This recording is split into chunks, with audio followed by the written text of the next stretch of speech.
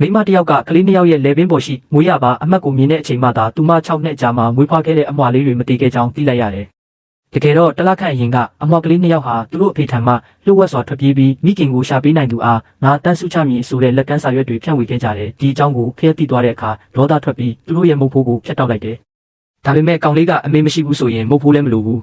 ။ဒါဆိုအဖေလည်းမလိုတော့ဘူးလို့ပြန်ပြောပြီးသူ့ညီမလေးလက်ကိုဆွဲကထွက်ပြေးသွားခဲ့တဲ့စုကမတက်နိုင်လို့ကိုရန်တော်တွေကိုသူတို့နောက်လိုက်ခိုင်းလိုက်တယ်။အဲ့ဒီချိန်မှာလမ်းပေါ်မှာလှည့်လည်နေတဲ့မိန်းမတယောက်ကအရာအလုံးကိုမြင်လိုက်တဲ့သူမကတကယ်တော့သူ့အလုပ်ရှင်ကနေတိုင်းဖိအားပေးပြီးလက်ထပ်ဖို့အနှောက်အယှက်လုပ်နေတာကြောင့်အလုပ်မဆုံးရှုံးဖို့လက်ထပ်ပြီးသားပါလို့လိန်ပြောထားတာအခုတော့အဲ့ဒီလိန်ပြောမှုကိုအမှန်ဖြစ်စေဖို့အမြန်လက်ထပ်ဖို့ဆုံးဖြတ်ထားခဲ့တယ်။ကလေးနှစ်ယောက်ကိုလူတွေလိုက်ဖမ်းနေတဲ့အရာကိုမြင်တဲ့အခါသူမကမရင်းသမားတွေထင်ပြီးမစင်စားပဲဆရာကိုရေထဲထိုးချပြီးနေ့လည်ခင်းကြီးမှာကလေးတွေကိုဖမ်းဆီးနေကြတာလားလို့အော်ဟစ်ခဲ့တယ်ဒီလိုနဲ့ဆရာကရေဆိုလုံးလုံးဖြစ်သွားတယ်။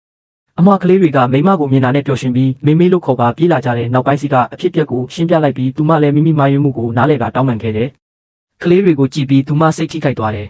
။ကိုကလေးတွေရှိနေခဲ့ရင်လည်းဒီလိုပဲဖြစ်နေမယ်လို့တွေးမိတယ်ဒါပေမဲ့ဒီကလေးတွေဟာတကယ်တော့သူမရဲ့ကိုယ်ပိုင်သားသမီးတွေဖြစ်ကြောင်းကိုတော့မသိသေးဘူး။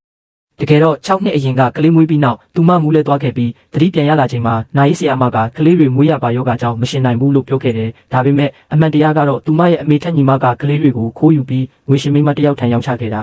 ။အဲ့ဒီမိမကနောက်ပိုင်းစီးဦးနဲ့လက်ထပ်ခဲ့ပေမဲ့နောက်ဆုံးမှာကွာရှင်းခဲ့ပြီးကလေးတွေကိုစိုးကပဲထိန်းထားခဲ့တယ်။ကောင်လေးကမိမကိုမလက်ထပ်သေးဘူးဆိုတာသိသွားတဲ့အခါသူ့အဖေကိုသူမနဲ့လက်ထပ်ပါ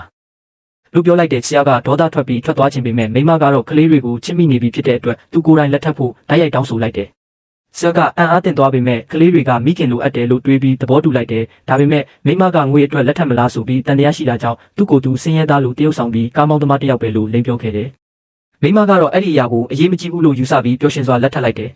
။လက်ထပ်ပြီးနောက်သူမကကလေးတွေကိုဈေးဝယ်ခေါ်သွားပြီးရတနာဆိုင်မှာအဖိုးတန်သောလက်ကောက်တွေဝယ်ပေးခြင်းခဲ့တယ်။ဒါပေမဲ့ဈေးကြီးတဲ့အခါဝန်ထမ်းမင်းကလေးကသူမကိုအထင်သေးပြီးစော်ကားပြောဆိုခဲ့တယ်။ကလေးတွေကစိတ်မကောင်းဖြစ်ပြီးအဖေမှပတ်စံအများကြီးရှိတယ်လို့ပြောခဲ့တယ်။ဒါပေမဲ့ဆာကဆင်းရဲသားလိုတရုပ်ဆောင်နေစေဖြစ်တဲ့အတွက်တကက်မယူလာခဲ့ဘူးလို့လိန်ပြောလိုက်တယ်။အဲ့ဒီအချိန်မှာ store manager ရောက်လာပြီးဆရာကသူ့ business card ကို gift voucher လို့ပြောကပေးလိုက်တယ်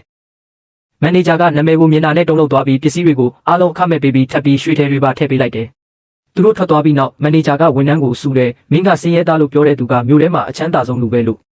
နောက်ထပ်ဘာတွေဖြစ်မလဲဆိုတာသိချင်ရင် like လုပ်ပြီးဆက်လက်ကြည့်ပါ